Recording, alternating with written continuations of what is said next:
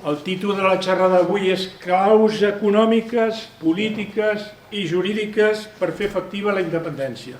De fet, això és una continuació de l'altra xerrada que vam fer fa un mes o 2 mesos, que li vam dir això s'ha d'acabar.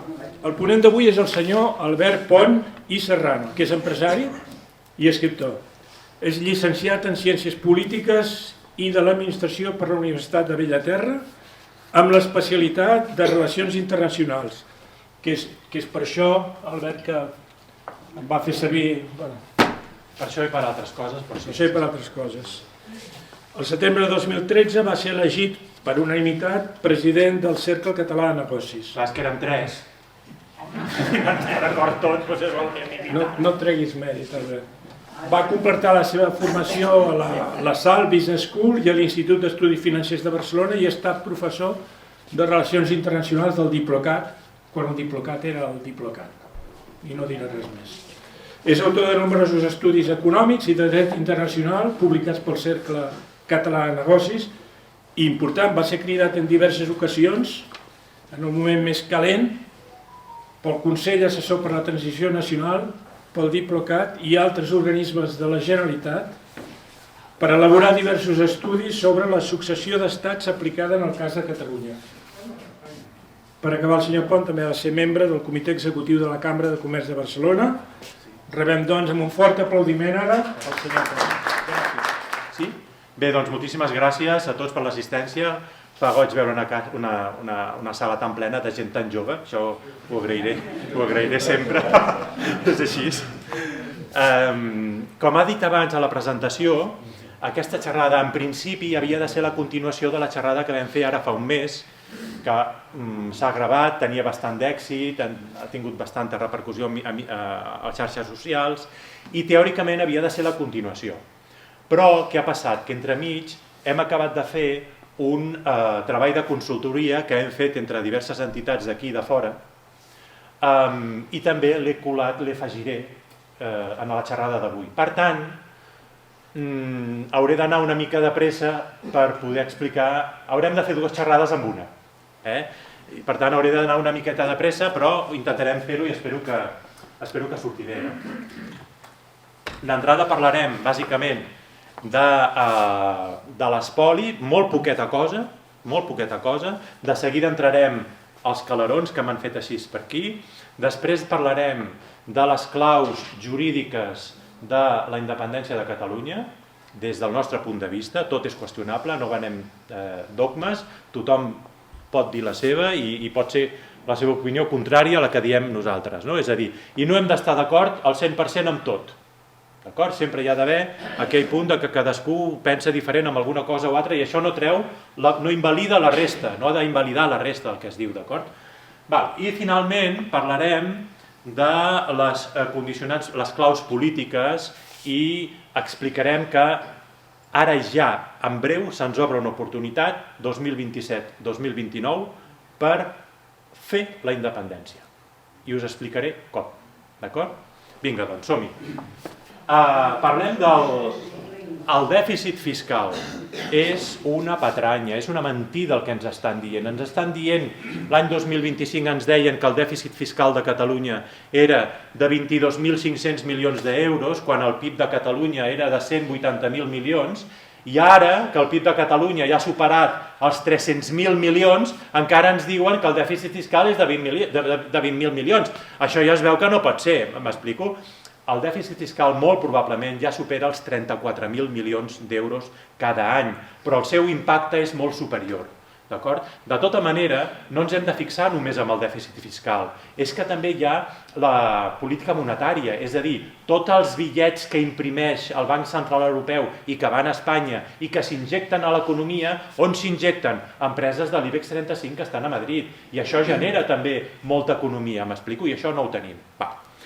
Una qüestió que també volia comentar és que, més enllà del dèficit fiscal, hi ha altres transferències que no es reparteixen de forma equitativa entre Catalunya i la resta de comunitats autònomes. Veiem, per exemple, aquí com les transferències de capital que provenen de la Unió Europea i que van als pressupostos municipals, d'acord, això és important, perquè avui parlarem molt de municipis, d'acord? Resulta que Espanya rep 8.851 milions d'euros, dels quals a Catalunya ens correspon un 3,58%. I això no compta com a dèficit fiscal, perquè això no depèn dels impostos que paguem, sinó que bàsicament és política monetària del Banc Central Europeu que no va a l'IBEX 35, sinó que va als ajuntaments. S'entén això? Veiem doncs com a Catalunya ens correspon uns 40 euros per habitant, mentre que la mitjana espanyola es situaria entorn als 200 euros per habitant. D'acord? Què passa? Doncs que això té una repercussió en els impostos que paguem no a la Generalitat, no a l'Estat, sinó als impostos que paguem als municipis, als ajuntaments. Impost d'activitats econòmiques, els guals, les escombraries, els IBIs. Mireu, per exemple, quants diners recapta cada ajuntament en impostos... Perdó, m'he equivocat, aquesta és la següent. Això són transferències de la Generalitat i de l'Estat espanyol als municipis. I veiem que els municipis catalans, Girona, Vic, Lleida, Tarragona, etc., estan entorn als 360, 480 euros per habitant i any, mentre que la mitjana espanyola és de 1.400 euros per habitant i any. Que la mitjana espanyola estigui allà dalt vol dir que inclou les nostres dades. Però i les dades d'Andalusia i Madrid, on estan? Molt per damunt d'aquests 1.400. M'explico? Perquè aquests 1.400 és una mitjana. S'entén el que vull dir? Llavors, no sortiria a la imatge. Doncs, com deia, tot això té repercussió en els impostos que paguem també a nivell municipal. Allò que dèiem dels IBIs, les escombraries, etc. Veiem, per exemple, que en vermell tenim la recaptació en euros per habitant de l'Ajuntament de Madrid, que és de 21,6 euros per habitant.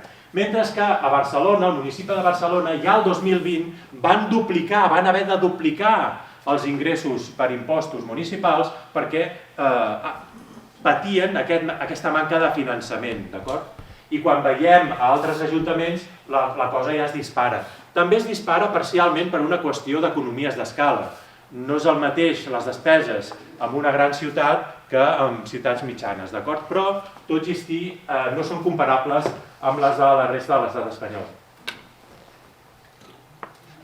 Tot això ens va portar el CSN a fer una primera anàlisi d'uns pressupostos d'un estat català. Parlem de l'any 2013-14. Ja els vam publicar en aquella època en col·laboració amb Joan Iglesias, que era l'aleshores responsable de l'Agència Tributària Catalana. I el que hem fet ara ha sigut actualitzar aquelles dades que teníem de fa uns anys, d'acord?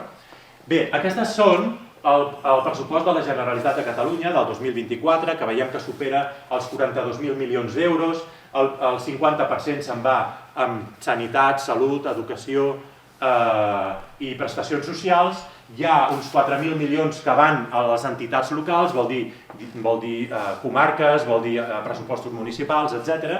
I bàsicament tens transport, 3.000 milions, relacions exteriors, a dalt de tot, 60 milions, està tot perfectament estructurat. Bé, amb una Catalunya independent, mantenint l'actual pressió fiscal i tenint en compte que ja hem superat els 300.000 milions d'euros de PIB, podríem passar d'uns pressupostos de 42.000 milions a uns pressupostos de 115.000 milions d'euros. Aquí he fet una petita trampa, que em disculpareu, i és que en aquests 115.000 milions d'euros no només hi ha inclosos els pressupostos de la Generalitat, sinó també els de les 4 diputacions, d'acord? Perquè són pressupostos públics que ja veurem després de quina manera s'han de gestionar sobre el territori, d'acord? Però, a més, tot això no inclou tota una sèrie de factors dels quals en parlaré tot seguit, que han de fer revifar la nostra economia, d'acord? Perquè si ens independitzem és per poder millorar també a nivell econòmic el nostre desenvolupament, d'acord? En total estem dient que els pressupostos d'un estat català serien un 174% més que els actuals.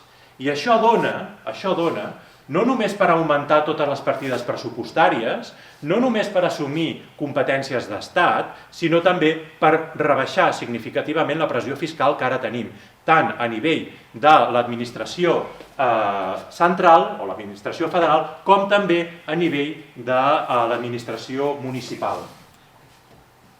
Per posar-vos un exemple, aquí no hi ha tot el treball de consultoria que hem fet, hi ha 4 dades bàsicament per poder-les transmetre, d'acord? És més complexa que això, però el més important és que podent passar de 42.000 a 115.000 milions tindríem un possible augment d'un 70% del pressupost en sanitat, un 60% en educació, un 40% en prestacions socials, un 70% en infraestructures, que ara estan tan de moda. Algú podria dir, home, i no podríem augmentar un 80% sanitat? Sí, es pot fer, però aleshores ho has de restar d'una altra banda, m'explico? Es poden fer equilibris segons convingui, d'acord? I això són dades que s'acosten molt a les dades que té Madrid ara exactament, no? Perquè tot va directament cap a Madrid, com comentàvem. I també hem de tenir en compte, però, que a part dels serveis socials, dels serveis que ara es donen, dels serveis públics que ara es donen, haurem d'assumir competències d'Estat, entre elles les relacions exteriors, d'acord? Ara estem finançant les relacions exteriors amb uns 67 milions d'euros, sense tenir en compte l'ajuda al desenvolupament, que també n'hi ha, no? Mentre que amb una Catalunya independent podríem superar molt fàcilment els 1.300 milions d'euros, d'acord? Però això té un retorn. És a dir, tu has d'obrir ambaixades, consulats a fora, però això té un retorn, i és que els altres països també te'ls obriran a casa teva. I això són funcionaris que es contracten i, a més dels funcionaris que porten als països a viure i a treballar aquí, totes les ambaixades, consulats, etc. i organismes internacionals també contracten molta gent del territori, d'acord? Per tant, sí, és una despesa, però té un retorn. A més, si parlem d'unes forces armades, una defensa, Catalunya com a estat independent ha de tenir l'obligació de defensar-se, després ja veuríem com, però hem de pensar que actualment els pressupostos de l'estat espanyol en defensa superen els 33.000 milions d'euros. És a dir, d'aquests 33.000 milions d'euros nosaltres aportem aproximadament uns 6.600 milions d'euros, quan amb una Catalunya independent sí que hem de destinar una part a defensa, però no estaríem parlant tampoc d'aquesta quantitat, estaríem parlant d'uns 3.900 milions d'euros aproximadament, depenent, estem pensant d'unes forces de seguretat petites, d'èlit, però efectives, m'explico? No es tracta de tenir tampoc grans portaavions perquè no en necessites, però sí de poder fer front a les amenaces de terrorisme, etc. que hi pugui haver. I finalment hem de preveure també un sistema de solidaritat territorial. Això no es tracta d'agafar diners d'una comarca per donar-los-hi a una altra, no es tracta d'això. L'Estat, l'administració federal, ha de tenir ingressos propis, ingressos no territorialitzables, ingressos, per exemple, de duanes, de l'IRPF de nacionals a l'estranger. Doncs aquests ingressos s'han de repartir pel territori de conformitat a la renda familiar disponible que hi hagi a cada comarca, de tal manera que totes les comarques rebin, però rebin més les que tenen una renda més baixa. D'aquesta manera, ja estem parlant d'uns 2.500 milions d'euros, no gaire més, però aquests 2.500 milions d'euros poden tenir un gran impacte en el territori, perquè penseu que es poden distribuir en els territoris més rics uns 40, 30, 40 euros per persona, en els territoris que estan en la mitjana de riquesa es poden tocar a uns 300, 320 euros per persona i en els més pobres uns 700, 750, d'acord? Bé, són maneres de fer, són propostes que es poden debatre, d'acord? Però que fan més interessant poder parlar d'una Catalunya independent. Quan parlem d'una Catalunya independent, moltes vegades pensem en una administració com la que tenim ara, amb una Generalitat que concentra tot el poder polític i uns ajuntaments i unes comarques que apenes tenen poder, apenes tenen capacitat de decisió.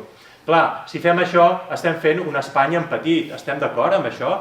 Aleshores, una de les coses que hem de promoure és la descentralització. És a dir, en la primera columna, amb un estat centralitzat, tens una Generalitat de Catalunya que recapta els IVAs, recapta els IRPFs, recapta l'IRPF dels estrangers, dels nacionals a l'estranger, recapta aduanes, impost de societats, impost de transmissions bancàries, no? I també impostos especials, com electricitat, benzina, tabac, joc, etc. I al final queden molt pocs impostos, bàsicament l'impost d'activitat econòmica, els IBIs, el gual, les escombraries, etc., pels municipis. Poca cosa queda més. Amb una administració descentralitzada es pot fer que les administracions centrals, digueu-ne vegueries, digueu-ne diputacions, digueu-ne com vulgueu, aquestes administracions que es troben entre l'Estat i els municipis, haurien de poder tenir capacitat de recaptació, com a mínim capacitat de poder gestionar una part dels recursos. Per exemple, l'IVA pot anar repartit entre l'administració central i l'administració territorial, d'acord? Però després hi ha el sistema federal. En un sistema federal, els impostos es poden repartir de forma semblant a com es podria fer amb un sistema de descentralització, però amb una particularitat, i és que en el sistema descentralitzat qui té la capacitat de legislar és l'Estat i qui té la capacitat de decidir en què s'inverteix i en què es gasta és l'Estat. En canvi, en aquest model federal, qui té la capacitat de legislar i de decidir on es gasten els diners i quins impostos es posen i en quins percentatges, etc., quines quotes, etc., són les administracions de segon nivell, és a dir, vegueries o diputacions, segons convingui, d'acord? Per tant, és la gran diferència entre una i l'altra. Bàsicament, si apostem per tenir un estat petit, un estat que es dediqui bàsicament de relacions exteriors, defensa i 4 cosetes més, i tota la resta ho portem al territori, que és com funciona, i és com funciona quan permets que el territori pugui competir i pugui establir cooperació entre ells, cosa que la Constitució espanyola no ho permet. La Constitució espanyola impedeix que els territoris puguin col·laborar entre ells o puguin competir entre ells. I quan ho fan amb la competència deslleial de l'Estat, que sempre afavoreix sistemàticament a una sèrie de territoris, d'acord? I ja vam veure fa un mes, a la primera xerrada, com d'important era per la viabilitat política i econòmica d'un estat que aquest estat garantís la competència horitzontal, és a dir, la competència entre territoris, d'acord? Són les administracions de segon nivell, és a dir, vegueries o diputacions, segons convingui, d'acord? Per tant, és la gran diferència entre una i l'altra. Bàsicament, si apostem per tenir un estat petit, un estat que es dediqui bàsicament de relacions exteriors, defensa i 4 cosetes més, i tota la resta ho portem al territori, que és com funciona, i és com funciona quan permets que el territori pugui competir i pugui establir cooperació entre ells, cosa que la Constitució espanyola no ho permet. La Constitució espanyola impedeix que els territoris puguin col·laborar entre ells o puguin competir entre ells. I quan ho fan amb la competència deslleial de l'Estat, que sempre afavoreix sistemàticament a una sèrie de territoris, d'acord? I ja vam veure fa un mes, a la primera xerrada, com d'important era per la viabilitat política i econòmica d'un estat que aquest estat garantís la competència horitzontal, és a dir, la competència entre territoris, d'acord? Aquí teniu, per exemple, el pressupost d'un municipi, que és l'Alforja, que es troba per la zona de Tarragona. Tenim que els ingressos d'aquest municipi és un municipi de 2.000 habitants. Aquests ingressos no superen, amb prou feina superen el 1.300.000 euros, d'acord? Veiem, per exemple, que recapten impostos directes entre IBIs, etc., 500.000 d'euros, taxes 240.000, i transferències corrents, és a dir, participacions en els impostos d'altres administracions superiors, se'n va aproximadament al 500.000 d'euros, supera una mica el 500.000 d'euros. Què passaria amb una Catalunya independent? Doncs que, com veiem, aquest municipi no té una part sobre els impostos, no rep una part dels impostos de l'Estat. Totes les transferències que rep són de la Generalitat. I amb una Catalunya independent això podria revertir-se, aquesta situació. Tindria una participació dels impostos de les vegueries, també el fons de solidaritat de la Generalitat que abans comentàvem i altres fonts de finançament. En total es podria augmentar el pressupost municipal un 100 i poc %. Tenim altres ajuntaments, per exemple Gurb, de 4 milions podria passar a 7.800.000, o la Garriga, que amb un pressupost de 26 milions d'euros podria passar a un pressupost d'uns 44 milions d'euros. Heu de pensar que, per exemple, del pressupost de la Garriga es gasten 20 milions només amb despeses de personal i de serveis, és a dir, del manteniment del funcionament de la pròpia Ajuntament. 2 milions en despeses financeres i tota la resta ja sí que és inversió. Es nota que el finançament del municipi ha de ser l'eix de tot el sistema de l'administració, d'acord?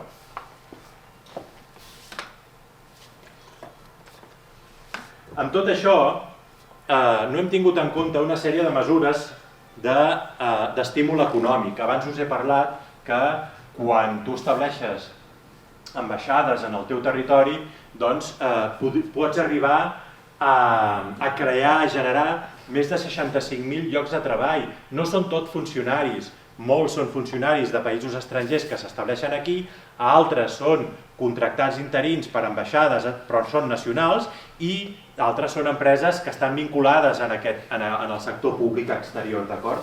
Clar, estaríem generant una demanda en el sector immobiliari de 1.800.000 metres quadrats. Això, ja ho vaig dir l'altre dia, no hi cap en una mitjana ciutat, però és que tampoc hi cap a Barcelona. M'explico? És a dir, hi ha d'haver una planificació del desenvolupament urbanístic, no?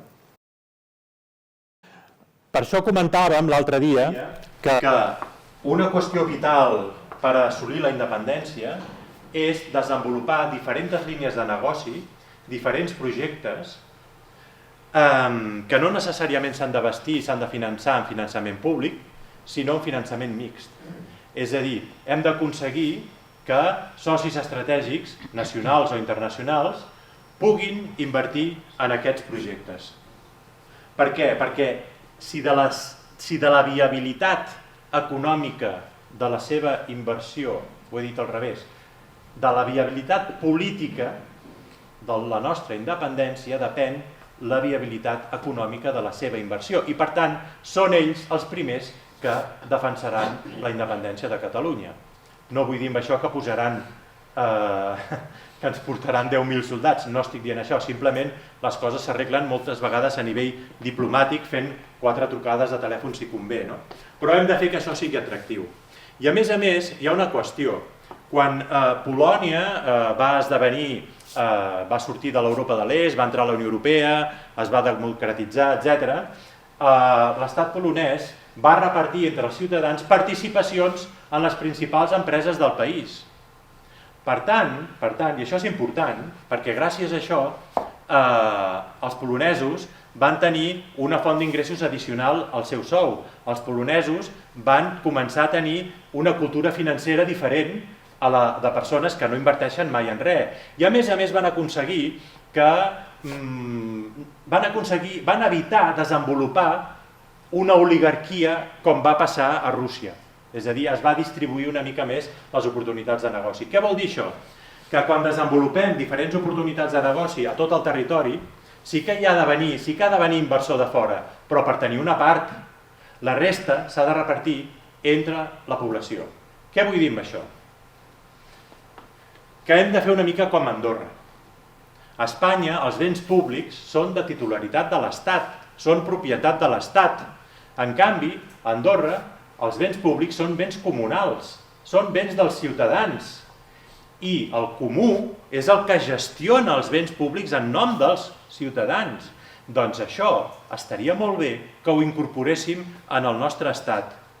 Que els béns públics, els trens, els avions, etc., no són propietat de l'Estat, són propietat nostra, dels ciutadans, de cada nacional català. Ha de tenir una participació, d'acord?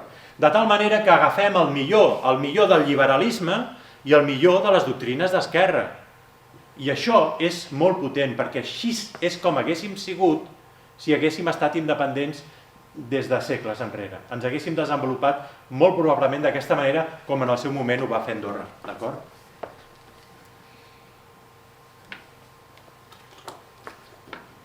alguns d'aquests projectes, un d'ells, no us els explicaré tots, però ho poso com a exemple.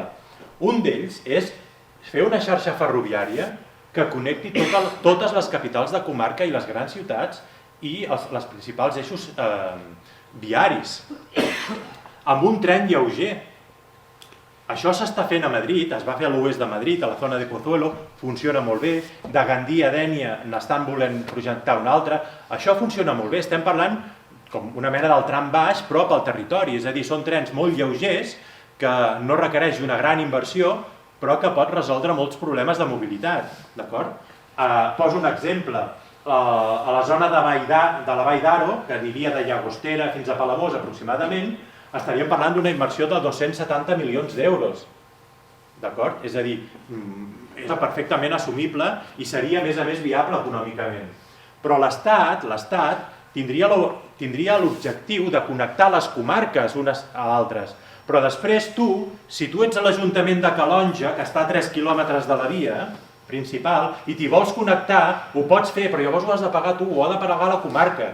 M'explico? Hem de ser solidaris a l'hora de repartir aquest tipus d'inversions.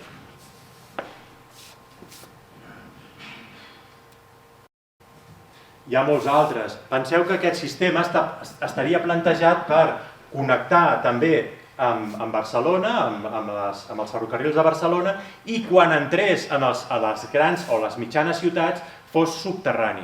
Això eleva molt el cost, però permet la mobilitat dins de les ciutats mitjanes, com Mataró, etc. Aquí el pressupost se'ns dispara. Si féssim un pla d'empresa d'una línia de ferrocarrils a la zona de Baix Maresme fins a Mataró, estaríem parlant d'una inversió de 1.600 milions d'euros. Si l'analitzéssim a la zona del Gironès, també se'ns aniria als 1.400, aproximadament 1.400 milions d'euros, d'acord? La pregunta és qui ha de gestionar això? La pregunta és a qui li encarreguem la construcció d'aquests trens lleugers? Perquè aquí al Vallès tenim una empresa que es dedica a la construcció de ferrocarrils. Endavant. Gràcies.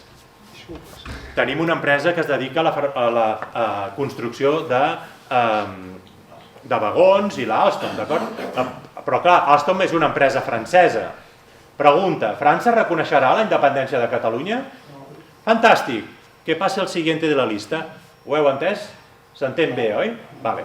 I també hi ha una particularitat, perquè a més els trens xinesos van, però escolta'm tu, estem d'acord? Per tant, no fem bromes amb aquest tema. Aleshores, una altra qüestió que hem de plantejar-nos és si aquests ferrocarrils han de tenir conductors o han de ser sense conductor. Aquí tots esteu dient que no, home, depèn. Els sindicats dels conductors se'ns posaran de cul per fer la independència de Catalunya? Depèn. Ells tenen el dret a negociar, a fer valer els seus interessos i faran molt ben fet, però el que no podem és acceptar xantatges, és a dir, està molt bé haver de donar alguna cosa a canvi, però les coses han de funcionar. Perquè si les coses no funcionen, potser sí que teniu raó i valdrà la pena fer-ho sense conductors. Estem d'acord, poc o molt? Vinga, doncs, passem. Aquí diu... En total, la planificació d'infraestructures en els propers 14 anys estaríem parlant d'uns 71.000 milions d'euros aproximadament. A molts de vosaltres això us pot semblar escandalós. No, és que la Comunitat Autònoma de Madrid ho fan així. Ara mateix tenen diversos projectes. Tenen un projecte a la zona oest per fer una zona residencial de més de 300.000 persones. Un altre a la zona sud-est per fer zones residencials per 500.000 de persones. I un altre a la zona nord, la Castellana Norte, també per fer oficines i tal. Doncs tot això són 30.000 milions per una banda, 20.000 milions per una altra. Clar, no ho desenvoluparan en un any, però nosaltres hem d'aprendre també a fer les coses, a preveure les coses a mig termini i a llarg termini, no? Tot això com es finança? Doncs, com hem dit abans, a través d'inversors. I evidentment, hem de començar per aquells serveis que sapiguem que són viables des d'un punt de vista econòmic i que generaran rendiment. quan l'AVE, quan es va constituir, es va crear la primera línia d'AVE a Espanya, ja se sabia que l'única línia d'AVE que podia ser viable pels pèls era la de Madrid a Barcelona. Doncs van construir la de Madrid a Sevilla, sabent que era inviable. Vol dir que el diner que falti, el diner que no es generi en aquesta línia, l'ha de posar l'Estat també. D'acord? Doncs aquí hem de començar a l'inrevés, per aquelles línies que sapiguem que generen benefici, per aquelles línies que sapiguem que generen rendiment, perquè amb aquest rendiment puguem reinvertir a la resta del territori, d'acord? Bé, via inversors, via beneficis, via impostos i també via política monetària, perquè aquí hi ha una qüestió que no estem acostumats nosaltres, perquè com que no tenim sobirania monetària ens pensem que l'Estat només es financia via impostos, i això no és així. L'Estat imprimeix els bitllets que fan funcionar l'economia. Quants? Doncs en funció de la capacitat d'aquesta economia per no generar inflació. Doncs com a estat independent tens aquesta sobirania, que la pots delegar a la Unió Europea, al Banc Central Europeu o no. Això ja es veurà, d'acord? Ara fa uns anys, els partits sobiranistes catalans van mantenir converses, negociacions, d'esquenes a les bases sobiranistes i d'esquenes a la població sobre una reestructuració del deute públic espanyol. Espanya està endeutada, Espanya, el deute espanyol va creixent, l'any 2014 la Comissió Europea va obligar l'estat espanyol a incloure la prostitució, el contraban i el consum de drogues en el càlcul del PIB per tal que el deute no superés de gaire el PIB. I en aquestes tres activitats econòmiques se li va atorgar un 4,5% aproximadament. La premsa de França es pixava de riure perquè mira els espanyols que han de falsificar la comptabilitat nacional per poder dir que no estan tan endeutats. Tant de bo totes les falsificacions de la comptabilitat nacional fossin com aquesta. Ara mateix a aquestes activitats se li atribueixen molt més que un 4 i pico %, tot per fer veure que el deute i el PIB més o menys van una mica encara compensats. Això és mentida. Per tant, es va plantejar la possibilitat de fer un acord amb Catalunya a la que se li atribuirien funcions fiscals, més sobirania fiscal, a canvi que assumís un 40% del deute públic de l'estat espanyol. Que és el que veiem, no? Veiem en verd el deute públic d'Espanya com va augmentant, com ha anat augmentant, tot i les falsificacions de la comptabilitat nacional, permeses per la Comissió Europea, i el deute de Catalunya. El deute de Catalunya va arribar als anys 2018, 20, etc. Va arribar a superar el 80% del nostre producte interior brut. I recordo molts periodistes de Madrid que deien Catalunya està arruïnada, Catalunya no funciona, està en quiebra, patatim i patatam. Sí, patatim i patatam, però resulta que 10 anys després el deute de Catalunya ha anat baixant i està tornant a nivells semblants als d'abans de la crisi econòmica. D'acord? Catalunya per ella mateixa ha pogut pagar el 80%, el deute equivalent al 80% del seu PIB. D'acord? En canvi el d'Espanya no, el d'Espanya ha continuat augmentant. Per tant la idea que es va treballar era que Espanya es quedés. La idea era dividir el deute.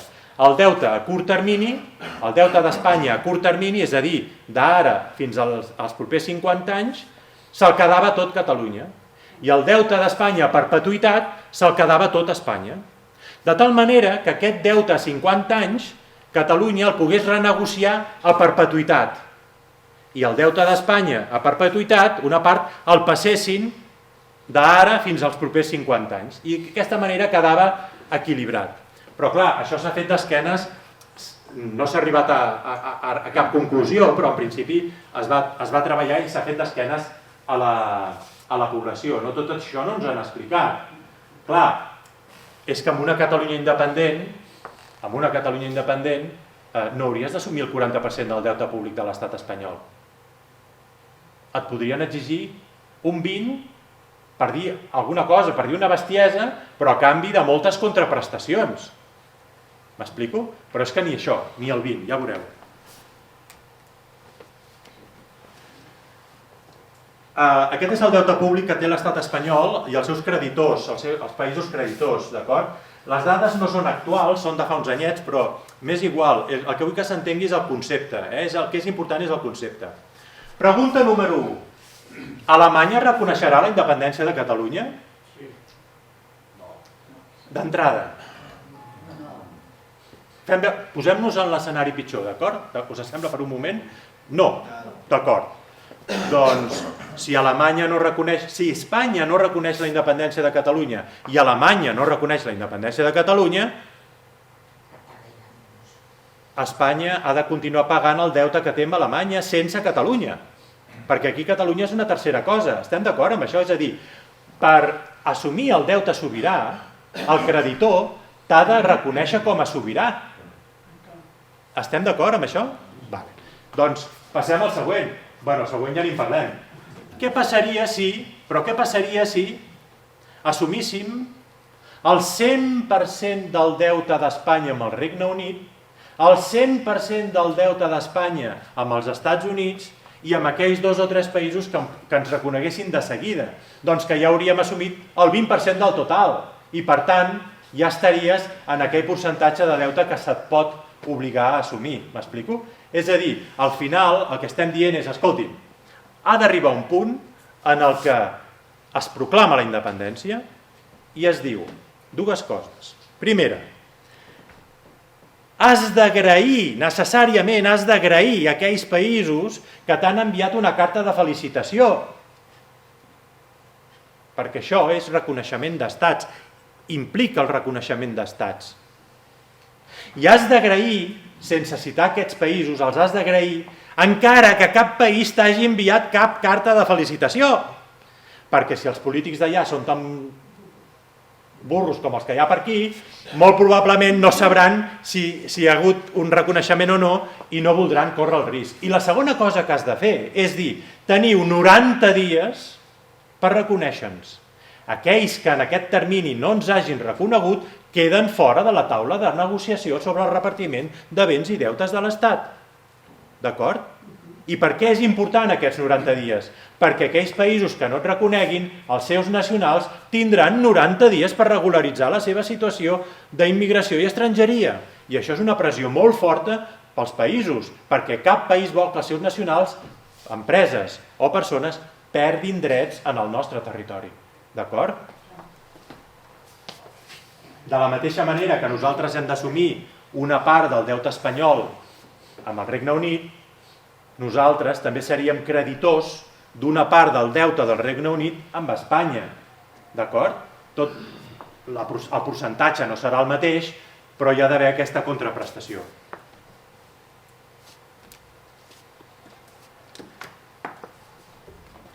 Deute amb entitats privades, per exemple, els bancs. No són dades actuals, però em serveixen per posar l'exemple. Espanya reconeixerà la independència de Catalunya l'endemà mateix de la independència? No. Aquí veieu algun banc català? No. Doncs, si això són bancs espanyols i Espanya no reconeix la independència, el deute que té Espanya amb aquests bancs l'ha d'assumir íntegrament l'estat espanyol. D'acord? A menys que vingui el president del Sabadell o de la Caixa i que digui, bueno, escolti'm, és que esclar, és que hem estat fent números i és que a veure si podríem arreglar això. I tal que sí, només faltaria. Els hi has de posar una catifa vermella perquè passin. Assumirem una part del deute que Espanya té amb vostès. Quina part? Es negocia. Perquè al final, com si vols el 100%, és que al final jo et posaré unes condicions perquè tu em puguis demanar que jo assumeixi una part del deute de l'estat espanyol, vull que assumeixis unes condicions. La primera és que en el moment, el dia efectiu de la independència, tu tinguis la seu en el meu territori. perquè la seu mundial, la seu global, la seu corporativa, la tinguis en el meu territori, perquè si la tens al territori espanyol... Segona, vull que em garanteixis la disponibilitat de diner en efectiu, que no muntis cap problema en aquest sentit, m'explico? Això d'entrada. I es podrien establir altres, no? CaixaBank és sòcia accionista de diferents empreses, com per exemple Saba, que gestiona aparcaments subterranis, o Agbar, Aigües de Barcelona. L'Estat català té dret per impedir que la Caixa o CaixaBank tingui accions a Saba o a Aigües de Barcelona? Té dret d'impedir-ho? No. No té dret d'impedir-ho perquè és una empresa privada que ha comprat accions d'una altra empresa privada o pública, és igual. Són accions que s'han comprat legalment, estem d'acord amb això? Però l'Estat català té dret a restringir els contractes de serveis públics o gestió de serveis públics d'empreses de les quals són accionistes a la Caixa? Sí. Estem d'acord amb això? Doncs jo crec que, escolta'm, si es fan les coses bé, ens entendrem, perquè hi ha voluntat, però hem d'entendre també que tenim força negociadora, que tenim poder negociador.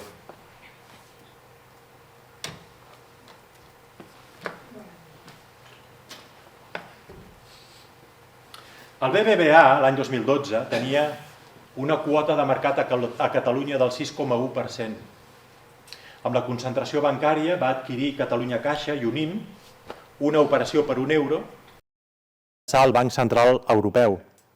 I gràcies a aquesta operació el BBVA va passar d'una quota de mercat en banca comercial del 6,1% a una quota de mercat de gairebé el 27,5%. I aquesta quota de mercat del 27,5% a Catalunya li genera al BBVA 58.000 milions d'euros en efectiu, en diner líquid, cosa que representa gairebé el 38% de tots els dipòsits bancaris que té el BBVA a Espanya. La meva pregunta és: ens convé que un banc espanyol tingui el 28% de la quota de mercat a Catalunya? Estem d'acord amb això? Aleshores, aquí hi ha una qüestió, i és que hauria de ser vital recuperar aquells actius que un dia eren de Caixa Catalunya i d'Unim, si el BBVA vol que assumim una part del deute de l'estat espanyol amb ell. Però no ens podem, és una qüestió d'estat, no ens podem permetre que tots els bancs espanyols tinguin el 100% de la quota de mercat a Catalunya. Això s'ha de reequilibrar, d'acord? Per un motiu, a més, perquè quan hem dit abans la política monetària, l'Estat imprimeix bitllets, els injecta a l'economia, i com ho fa? Ho fa a través dels bancs. Per tant, has de tenir els teus bancs propis. No és que li diguis al BBVA o a la Caixa o al Sabadell, és que no et pagaré una part del deute de l'estat espanyol. No, és que t'estic dient que la meva política monetària no te la transmetré a tu, la transmetré a entitats del meu estat. S'entén això també? Crec que pot ser interessant també, no? En altres casos tenim, per exemple, els aeroports. L'aeroport d'Aena, jo ho he dit ja diverses vegades, l'aeroport de Barcelona genera el 47% dels beneficis d'Aena, l'actual Enaire, d'acord? El 47% de l'EBITDA, els beneficis abans d'impostos, d'acord? Barcelona, Mallorca, és el 60%. Barcelona, Mallorca, Alacant i València, per aquest ordre, és el 70 i pico%.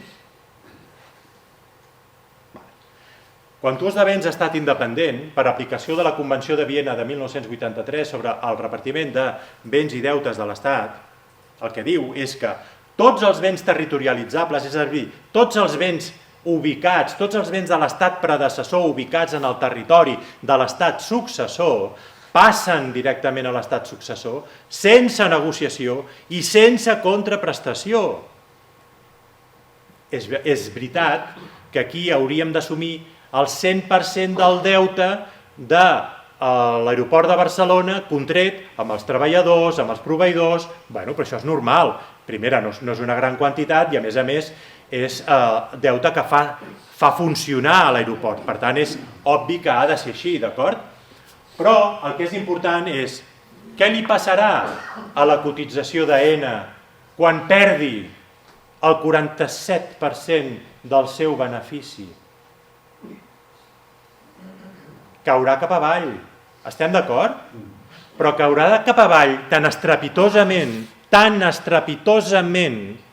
que la Comissió Nacional del Mercat de Valors haurà de suspendre la seva cotització a borsa per impedir un efecte dominó a la resta de l'IBEX 35. Estem d'acord amb això? Aquesta és la nostra força negociadora, no ens enganyem. Aleshores, no només això,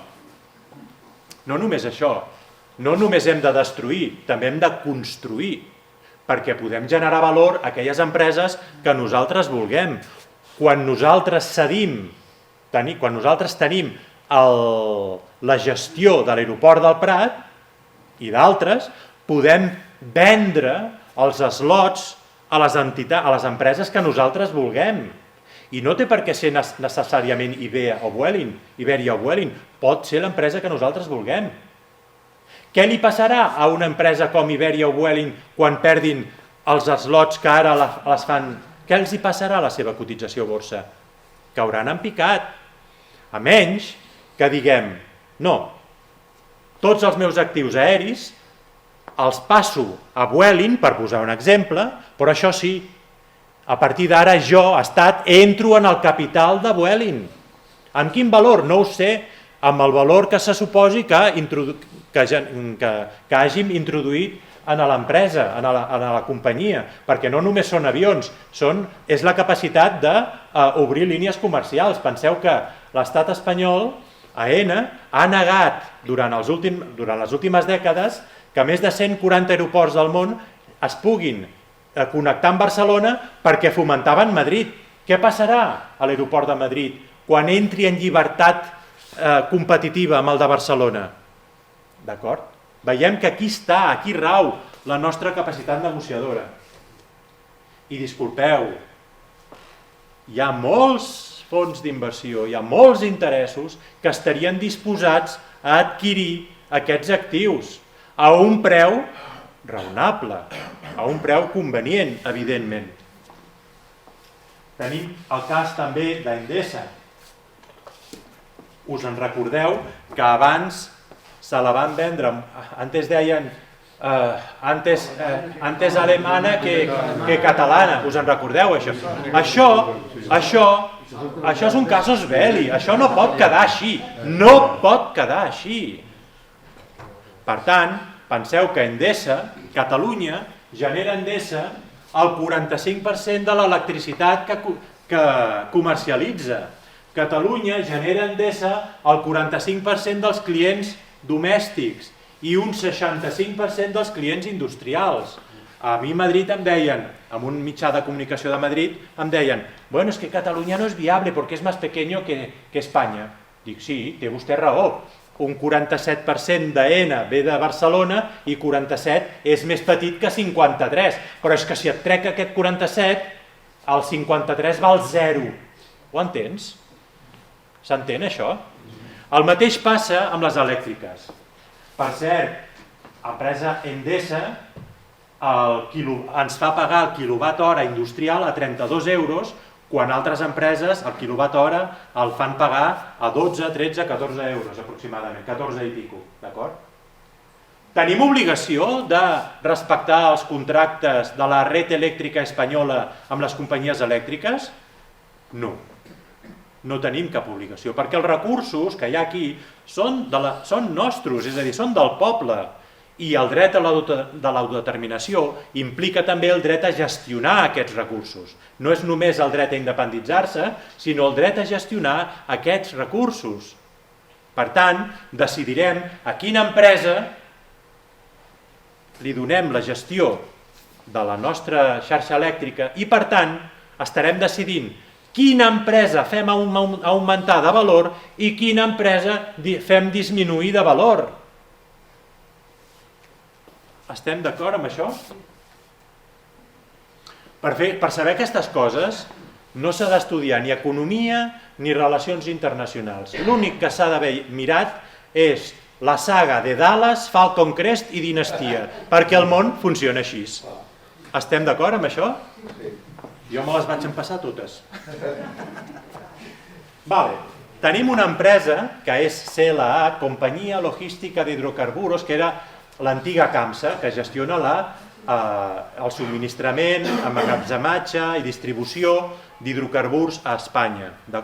Actua en règim de monopoli, perquè l'estat espanyol una cosa que té és que quan la Unió Europea li diu això d'aquí ho has de liberalitzar, el que fa l'estat espanyol és dir, vale, doncs ara en comptes d'una empresa amb un titular hi haurà una empresa amb 4 titulars. Home, doncs això no és una liberalització, perquè aquesta empresa té, malgrat que tingui 4 principals accionistes, aquesta empresa té el monopoli de la gestió, no només a Espanya, sinó també al Regne Unit, a Irlanda, a Panamà i a Oman. I això que us diré ara, ho vam exposar, això no s'ha fet, no ho hem fet nosaltres sols, això ho hem exposat a diferents fons d'inversió, gent que treballa en aquests àmbits, amb un fons anglès concretament. Els vam dir, penseu que aquesta empresa gestiona el subministrament del carburant de les forces aèries del Regne Unit. És que estem parlant de qüestions estratègiques, d'acord? I els hi vam dir, què estaria disposat a fer el Regne Unit per recuperar el control d'això a cost mínim? Perquè potser, si a vosaltres, els anglesos, no us interessa, potser li interessa a Putin. Ei, però els nostres socis sou vosaltres. D'acord? Sí? I podríem, això no ho hem fet, podríem anar als Estats Units i dir què estaríeu disposats a fer per tenir el control de la gestió d'hidrocarburs de Panamà i d'Oman a l'entrada del Golf Pèrsic. Perquè si a vosaltres no us interessa, als xinitos mandarins segur que els interessa el tema. D'acord? Ei, però els nostres socis principals sou vosaltres. Dallas i Falcon Crest total, o sigui, això això és maquiavelisme total, però el món funciona així. D'acord? Què és el que hem de fer? Penseu que aquesta empresa té una cotització a borsa d'uns 4.000 milions d'euros. Sí, els seus valors valen 4.000 milions d'euros, però el valor estratègic de tot això, quin és? Ho entenem? Per tant, perquè els nostres amics i nosaltres mateixos, els amics vull dir els que ens ajudin a fer la independència, no per una cosa de compadreo amb nosaltres o perquè els hi caiguem bé o pobres catalanets que estan putejats. No, per esto, per això d'aquí, per les virolles. Vale, ja m'està bé, és que ja m'està bé, pel motiu que sigui. Però la gent que ens ajudi a fer la independència han de poder comprar aquestes empreses a preu de saldo. Malauradament, per fer això, cal organitzar un pitote tremendo. Cal organitzar una crisi constitucional per tal de poder debilitar l'IBEX 35 una a una, per ordre. Malauradament. Perquè ara mateix l'estat espanyol, els diplomàtics espanyols, van pel món, van per totes les cancelleries del món, pels organismes internacionals, dient que no hi ha cap problema, que aquí no hi ha cap problema, que l'independentisme està sota control. I el problema és que tenen raó. Doncs els hem de demostrar que això no és així, que no tenen res sota control i que, a més, tampoc tenen capacitat de pagar el seu propi deute que han fet servir per sostenir un sistema que no funciona, que no és viable, perquè l'estat espanyol no produeix res, es dedica simplement, les empreses de l'IBEX 35 es dediquen principalment a gestionar, a construir i gestionar béns públics, serveis públics. però més enllà d'això no produeixen res. I és igual que el servei públic sigui un aeroport, un ferrocarril, una autopista, sigui viable econòmicament. És que és igual. Ara mateix estan construint una autovia de Burgos a Aguilar de Campoo. Perquè una autovia sigui viable econòmicament, cal que hi passin 10.000 vehicles diaris. Doncs, sí, el primer tram, que és el més concorregut, passen 5.000 vehicles diaris, no arriba. Però a dalt de tot, entremig, de Burgos i Aguilar de Campoo, hi passen 12 vehicles diaris. Estem d'acord en que aquest model no funciona? A l'estat espanyol l'únic que fa és generar comerç per unes poques empreses de l'IBEX 35. Al final són unes poques empreses que tenen un únic client, que és el Ministeri de Foment. I d'on xupen? No només dels impostos, de la política monetària. Això sí, els anglesos es poden quedar a Anglaterra i Irlanda, els estatunidencs es poden quedar a Panamà i Oman, però Espanya ens la quedem nosaltres, Home, a veure, en el moment en què tu tinguis el port de Barcelona i el port de Tarragona i tu ingressis els teus hidrocarburs de l'exterior, tu pots reduir els impostos, estem d'acord? I no només els impostos, sinó que hi ha comissió que diuen que s'emporta la Casa Real, que jo no sé si és cert, Segurament no ho deu ser. Segurament deuen ser habladories que diuen. Però tot això ho pots eliminar. D'acord? Aleshores, ingresses aquests hidrocarburs en el mercat majorista a meitat de preu. I els distribueixes al mercat minorista a meitat de preu. I quan les teves empreses minoristes ho comprin a meitat de preu i l'altra empresa minorista ho compri al doble de preu, el client on t'anirà? El que té el cotxe de benzina i de gasoil on t'anirà? A l'empresa, a la benzinera més barata. I arribarà un punt que la benzinera que ven més car dirà, hombre, yo lo siento mucho, pero les tendré que comprar a estos, que és més barato. Clar, i vas fent taca d'oli, mai més ben dit, i no té per què aturar-se a Catalunya, és que et carregues el monopoli. D'acord? En total, estem parlant d'uns 830.000 milions d'euros en actius de l'IBEX 35 que es poden volatilitzar per tal de que els nostres col·leguilles de fora i els de dintre els puguin comprar a preus més competitius. D'acord? Però per fer això, per fer aquesta enginyeria financera, hem de ser un problema per l'estat espanyol. Qüestions jurídiques. La successió d'estats és aquella part del dret internacional que regula què passa quan un territori canvia de sobirania, o bé perquè t'has independitzat o bé perquè ha canviat de país. D'acord? Això no passa molt sovint, però passa. De fet, la successió d'estats no és res més que una herència de l'antiga successió dels reis, és a dir, els drets successoris dels reis, perquè antigament la successió d'estats feia referència als títols nobiliaris, al deute d'estat que era el deute de la corona, tot això s'ha anat modernitzant, d'acord? I fa referència a, com es deia, als drets dinàstics, símbols d'estat, però també a la subjectivitat internacional del territori, com es transmeten els tractats internacionals, de quina manera es poden aplicar, de quina manera el nou estat s'incorpora a la comunitat internacional, etc. També qüestions com l'atribució de la nacionalitat i la ciutadania i també qüestions com els drets electorals dels partits polítics.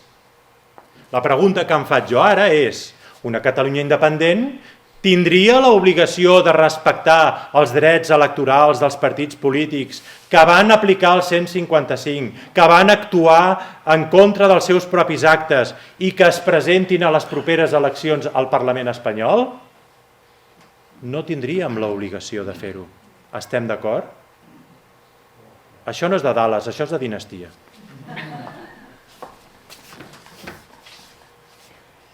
La independència l'hem de veure com la reproducció cel·lular per mitosi. Quan veiem una cèl·lula, en el nucli hi ha els òrgans de l'Estat, els serveis públics, i en blau tenim la societat civil, el territori, etc. I veiem com, mica en mica, es van duplicant, d'acord?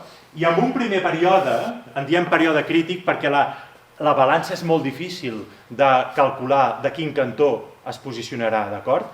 Hi ha molt important la data crítica, el concepte de data crítica.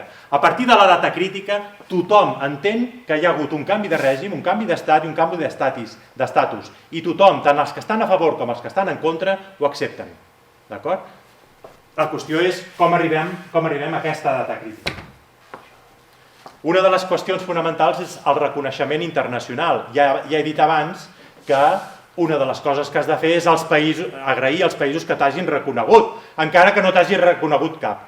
Però és que en el cas de Catalunya hi va haver dues repúbliques que com a mínim van manifestar públicament la seva voluntat de reconèixer la independència de Catalunya, que són la República de Donetsk i la República de Lugansk, que van fer servir també el seu dret a l'autodeterminació.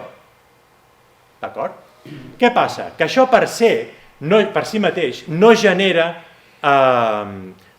reconeixement internacional, però sí genera una obligació de comportament, perquè quan el cap d'estat o una autoritat política d'un país fa una declaració pública comprometent el seu país, és exigible internacionalment, fins i tot davant del Tribunal Internacional de Justícia, com demostra la sentència del Tribunal Internacional de Justícia de 20 de desembre de l'any 1974 sobre els assajos, sobre l'afer dels assajos nuclears francesos a Austràlia versus Nova Zelanda, versus França. Resulta que el president Mitterrand, en un míting, va dir es va comprometre a no llançar més bombes, no fer més assajos nuclears al Pacífic, però en va continuar fent. I Austràlia va dir, escolti'm, quan això ho diu, quan un cap d'estat fa aquestes declaracions, s'està comprometent, no a ell, no, està comprometent a l'Estat, i així ho va determinar el Tribunal Internacional de Justícia. Per tant, aquests drets, aquestes obligacions de Donetsk i Lugansk, qui les ha d'assumir ara que Donetsk i Lugansk han estat absorbides per Rússia? Doncs Rússia ha heretat les obligacions i els compromisos internacionals de Donetsk i Lugansk. I com és que això no es fa servir en benefici propi? A veure, tot això m'ho passaré, perquè és objecte d'altres xerrades que he fet en el passat i vull anar directament al final. El sistema de pensions, que moltes vegades la gent em pregunta com pagarem les pensions? Home, l'ideal, perdoneu, no us enfadeu amb mi, l'ideal és no pagar-les, que les pagui algú altre, oi que sí? Doncs és això el que hem de fer. Perquè si tu ets nacional català i has estat tota la vida cotitzant a l'estat espanyol, és l'estat espanyol que t'ha de pagar les pensions. Simplement per ell ets un estranger que li ha cotitzat amb ell, ets com si fossis un francès o un alemany, o un marroquí, això passa. I a l'inrevés, si ets un espanyol que està a Catalunya i ha cotitzat a Catalunya, des de Catalunya a l'estat espanyol, doncs ets un nacional que viu a l'estranger. I per tant, també és l'estat espanyol qui t'ha de pagar les pensions. D'acord? D'entrada, per tant, i això ho aniré molt ràpid, el primer any en verd tenim els ingressos de l'estat català, els ingressos en les pensions, d'acord? El primer any no hauries de pagar les pensions de ningú, però recaptaries 20.000 milions d'euros. I el segon any recaptaries 20.000 milions d'euros, però només hauries de pagar 1.000 milions de pensions. perquè hauràs de pagar en funció del que t'hagin cotitzat en el teu sistema de pensions. Això s'entén? De tal manera que en un període de 50 anys acabis d'assumir totes les competències de pensions. Ho vull passar molt de pressa. Des d'altres àmbits ens diuen que, des d'altres consultores ens diuen que Catalunya no podrà esdevenir independent si no desenvolupa un pla de confrontació amb l'estat espanyol. Això que veieu aquí, la imatge, no és el que s'espera de nosaltres. Això és contraproduent, ens estem fent mal. Això pot servir un dia com a protesta, com a pressió, però no pots estar cremant tot el país, ocupant infraestructures, ocupant edificis públics, aturant l'economia, fins que algú et reconegui. Això no funciona així. És a l'inrevés, és a l'inrevés. Tu has de garantir el bon funcionament de l'economia, de les infraestructures, que les infraestructures no costarà gaire perquè ja funcionen com funcionen, i de tot. I en aquest moment, en el moment en què tot funciona sota el teu ordenament, estàs exercint el control efectiu del territori. Vaig molt de pressa ja per acabar. A primers dels anys 90 vam perdre una oportunitat.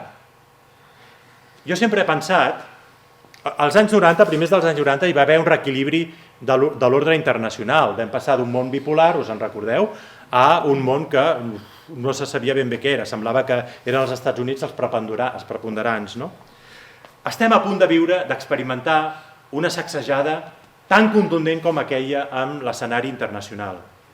I en aquell moment vam perdre l'oportunitat d'incloure Catalunya i Espanya a l'agenda internacional, i ara això no ens pot tornar a passar. L'any 81 recordareu que hi va haver un cop d'estat a l'estat espanyol. Anem a fer història-ficció. Què hagués passat si aquell cop d'estat hagués triomfat? No triomfat com ho va fer, sinó triomfat en el sentit de que d'allà hagués sortit un govern militar. Què hagués passat? No haguéssim entrat a l'OTAN, no haguéssim entrat a la Comunitat Europea, no hi haguessin hagut Olimpiades a Barcelona. Però en el moment de la caiguda del mur de Berlín, Espanya hagués entrat, com que no era un estat democràtic, hagués entrat a l'agenda internacional, com ho van fer les repúbliques bàltiques, com ho van fer Txecoslovàquia, etc. D'acord? Ara ens trobem en una situació semblant, perquè ens trobem en una situació en què l'efervescència, el desenvolupament econòmic de la Xina està posant en perill la potència global estatunidenca i els obliga, jo ja no entro no poso en qüestió, els obliga a prendre possessió de fer valer la seva força, d'acord? En aquesta situació ens trobem que el govern de Madrid, el govern de Pedro Sánchez, el govern del PSOE, s'està posant de cul amb Rússia per la posició d'Espanya respecte a Ucraïna. El govern del PSOE s'està posant en contra d'Israel per la posició d'Espanya en Palestina. Que jo no dic aquí qui té raó i qui no la té, dic que Espanya s'està posant molt de cul amb un dels lobbies polítics i financers més importants del món, que és el lobby sionista. A més, s'està posant de cul amb els Estats Units, pel tema, juntament amb tota la Unió Europea, pel tema de Groenlàndia, pel tema de Venezuela, etc. És a dir, que hi ha potències internacionals a qui els hi convindria fer caure el govern de Pedro Sánchez per posar a Espanya un govern més afí. D'acord? Però quin problema tenen? El problema que tenen és que Esquerra Republicana de Catalunya i Junts pel Sí estan sostenint el govern de Pedro Sánchez a Madrid. I no només estan sostenint el govern de Pedro Sánchez a Madrid, és que fins i tot fan seguidisme de la política exterior espanyola, de la doctrina de la política exterior espanyola. Perquè tant Junts com Esquerra estan més favorables, més partidaris de la integritat, de la unitat del territori ucraïnià que no pas de l'exercici del dret a l'autodeterminació de les repúbliques russes d'Ucraïna. Com pot ser que vagis pel món dient que ets independentista, que vols fer la independència i facis seguidisme de la política exterior espanyola i no defensis l'exercici del dret a l'autodeterminació allà on sigui, com en algun moment Europa haurà d'acceptar respecte a Groenlàndia. I aquí és on entrem nosaltres, perquè Europa s'ha posat de cul també amb aquest exercici del dret a l'autodeterminació a Catalunya i a altres llocs, però ho haurà d'acabar acceptant a Groenlàndia. I aquí hem de posar Catalunya a l'agenda internacional. I com? Hem d'iniciar, i amb això tinc 3 slides per acabar, per tant, deixeu-me uns minutets i acabo. Hem d'iniciar el que és una transició a la plena sobirania. Tenim per davant 3 fites històriques, que són les eleccions municipals de l'any 2027, les eleccions generals espanyoles, probablement també de l'any 2027, i les eleccions autonòmiques de l'any 2028, previstes per l'any 2028. Ja no podem confiar més que en nosaltres mateixos i amb el nostre cercle de confiança més proper. No podem confiar en cap partit polític que ens ha portat a la situació a la que estem, no podem confiar en la direcció de cap entitat que ens ha portat a la situació on estem, però podem confiar entre nosaltres. De les eleccions municipals del 2027, necessàriament ha de sorgir el poder legislatiu d'una Catalunya independent. Feu-vos-ho com vulgueu. Poden ser els regidors dels partits polítics que es comprometin a que tots els regidors formin part d'una assemblea constituent. Nominalment haurien de tenir el dret de ser-hi tots, amb independència de la seva ideologia i de si estan a favor de la independència no. Nominalment hi han de ser-hi tots, però aquells que no hi siguin, la seva posició comptarà com una abstenció. Ha de comptar com una abstenció. No pot ser que boicotegin, hem de poder tirar endavant. Els hem de deixar, els hem de permetre ser-hi, però si no volen ser-hi, hem de poder continuar endavant. De les eleccions municipals ha de sorgir les institucions del poder legislatiu. Tots els regidors han de constituir una assemblea constituent amb la finalitat de dotar-se d'una Constitució, d'establir els primers organismes de l'Estat català, de dotar-nos d'un cens propi, a partir del qual s'haurà de treballar en aquell moment, perquè fins ara la independència l'hem fet amb el cens espanyol i fins i tot amb un cens universal de cara a l'1 d'octubre. Perfecte, però a partir del moment en què tens el teu poder legislatiu has de tenir un cens propi per poder fer votar els teus nacionals, els teus ciutadans, d'acord? En segon lloc, tenim les eleccions espanyoles. Aquí el que ha de passar és que hi hagi una desconnexió amb el poder legislatiu de l'Estat espanyol, perquè prèviament ja haurem constituït la nostra assemblea, el nostre Parlament Constituent. I perquè això passi, els partits polítics catalans, com a mínim, els que vulguin o diguin voler la independència, no s'han de presentar a les eleccions generals espanyoles, perquè si es presenten a les eleccions generals espanyoles, l'Estat català no tindrà l'obligació de reconèixer els seus drets electorals. I no cal prohibir-los, simplement no es podran inscriure en el registre de partits i entitats del Ministeri de Justícia de l'Estat català, no poden tenir NIF i, a més, els seus deutes els hauran d'assumir els seus afiliats. Amb una Catalunya independent ens equivocaríem de tenir 2 partits per cada ideologia, és a dir, que tinguem 2 eixos, el nacional i l'ideològic. No, hem de tenir un partit des de l'extrema dreta fins a l'extrema esquerra, però només un, no un pels catalans i uns pels castellans i uns pels no sé què, només un. No podem adoptar el mateix sistema de partits que té Bèlgica, que allò és un garbuix espectacular. D'acord? I finalment, acabo. Perdó? Quin és aquest partit? No, tots els partits. Tu has de tenir un partit conservador, un partit liberal, un partit socialista, un partit tal, però només un, no un d'estendent... Espera't, i acabo. I finalment, les eleccions generals, les eleccions al Parlament de Catalunya. Aquestes eleccions, convocades amb els cens espanyols, han de ser les últimes eleccions de la Catalunya autonòmica, de l'etapa autonòmica de la Generalitat de Catalunya. I la seva legislatura no ha de durar més de 3 mesos. No ha de durar més de 3 o màxim 4 mesos. El temps necessari per dir per instar a la comunitat internacional a que ens reconegui, aquells que no ens reconeguin queden fora de la taula de negociacions, i el temps necessari per fer un control efectiu, per exercir el control efectiu del territori. Perquè ens reconegui la comunitat internacional només necessitem tres coses. Necessitem uns poders públics, necessitem uns nacionals propis i necessitem exercir el control efectiu del territori. I exercir el control efectiu del territori no vol dir anar a cremar contenidors per les carreteres, vol dir que tot el sistema, tot el servei públic ha de funcionar perfectament. I és possible, i encara diré més, és millor que durant una etapa de transició els serveis públics funcionin al 40% de la seva capacitat sota el nostre comandament que no pas funcionin al 100% de la seva capacitat sota comandament espanyol. S'entén això? Perquè això vol dir que estem exercint el control efectiu del nostre territori. No us encanteu, sigueu valents, no busqueu líders allà on n'hi ha, perquè els líders sou vosaltres, ens ho haurem de fer nosaltres. D'acord? Moltes gràcies. Sí, jo soc en Xavier Campos, soc secretari general del Cercle Català de Negocis i admirador i col·laborador de l'Albert Pont.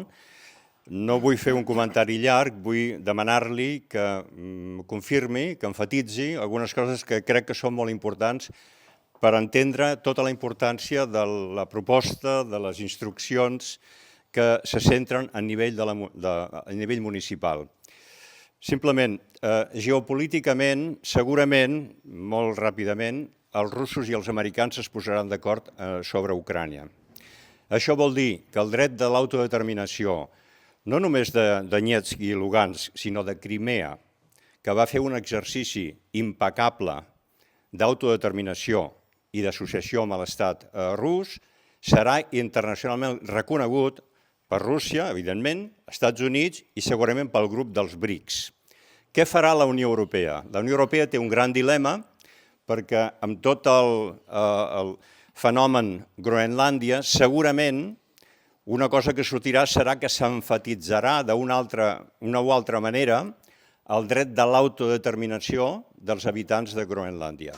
Ja tenim aquí un recolzament de l'autodeterminació. La Unió Europea de moment ha dit que no vol prescindir de les Nacions Unides, com demana el president Trump, es quedarà dintre de les Nacions Unides. La influència dels BRICS, començant per Xina, Rússia i altres països, en el si de les organitzacions internacionals serà cada vegada més gran.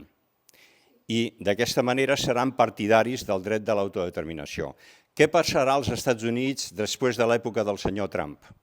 Segurament tornaran els demòcrates al poder, que tenen un pilar fonamental en la seva feina internacional a les Nacions Unides, els drets humans i segurament també el dret de l'autodeterminació.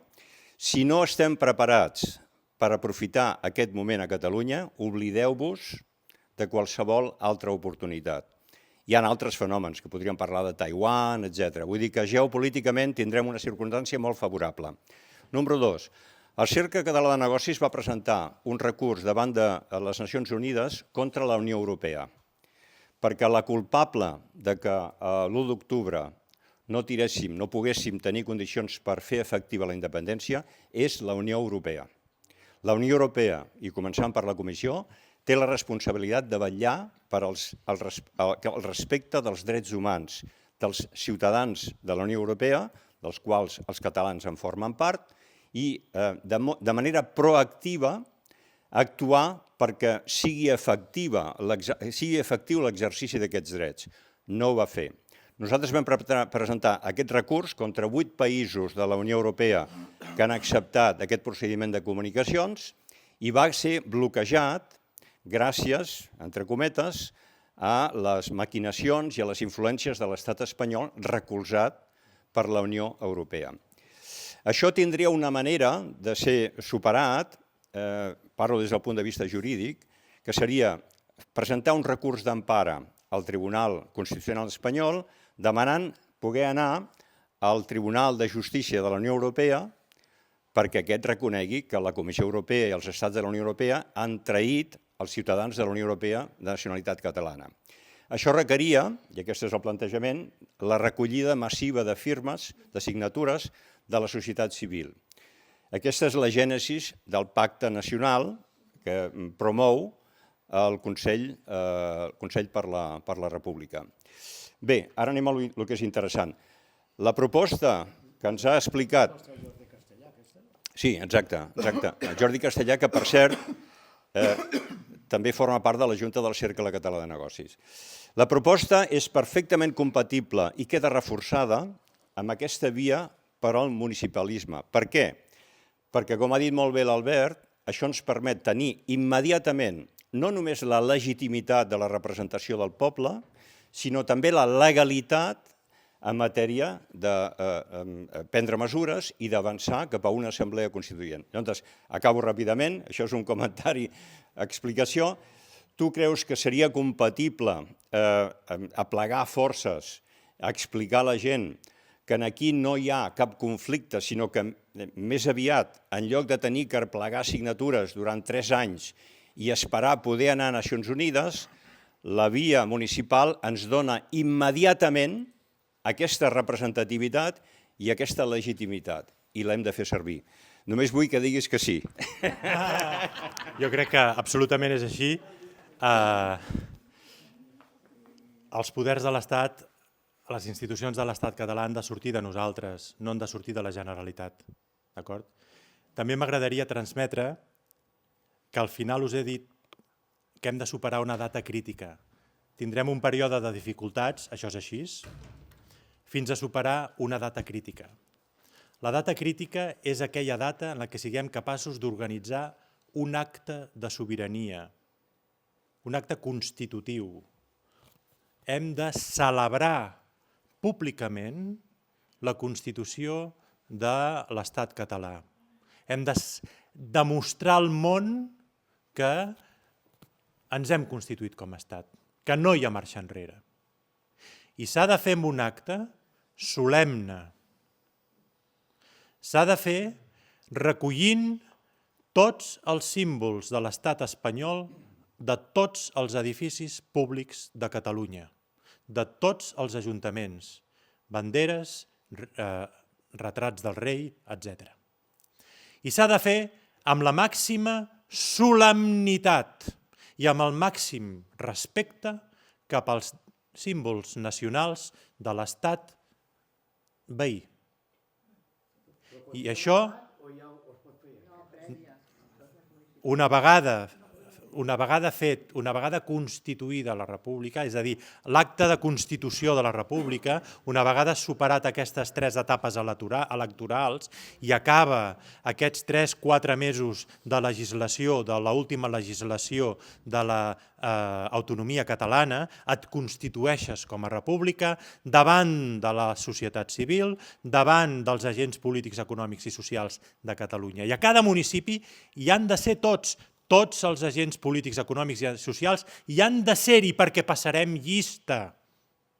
El que vull dir és que ho hem de fer de forma solemne, amb el màxim respecte cap als símbols de l'Estat espanyol. I s'han de concentrar a Barcelona, se'ls hi ha d'entregar a les poques autoritats que encara quedin i que no s'hin fotut al camp, i se'ls hi ha de donar.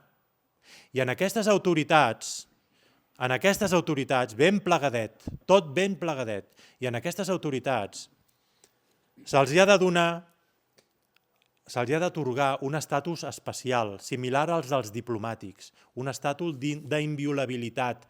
La seva seguretat dependrà de nosaltres.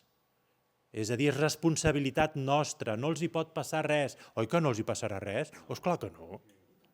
Clar que no, no els hi passarà res. Durant 72 hores. I els hi hem de posar, estem obligats a posar-los tots els instruments perquè puguin abandonar el país i l'estat espanyol els destini a altres regions i comunitats autònomes. Parlo només d'autoritats de l'estat espanyol a Catalunya. Això s'ha de fer i s'ha de fer formalment. D'acord? No tingueu por tenim molta força, ens tenen més por nosaltres que nosaltres d'ells, ens tenen molta més por tant els polítics d'aquí perquè estem trencant els esquemes mentals i l'agenda dels partits polítics. Ho estem trencant tot i hem de créixer, hem de constituir l'estructura de l'estat català des de baix. Des de baix. I durant un període de 2 anys conviuran 2 parlaments. No passa res. Però el teu Parlament es dotarà d'una Constitució, es dotarà d'una llei electoral, es dotarà d'una llei de la ciutadania, etc., que seran després les que s'aplicaran. Però haurem d'entrar al Parlament de Catalunya per poder formar govern a la Generalitat. Les institucions catalanes són nostres, no són dels partits que van sorgir durant la transició. Ja sabem què va ser la transició, ja ho sabem. Ens ho haurem de fer nosaltres. D'acord? Moltes gràcies.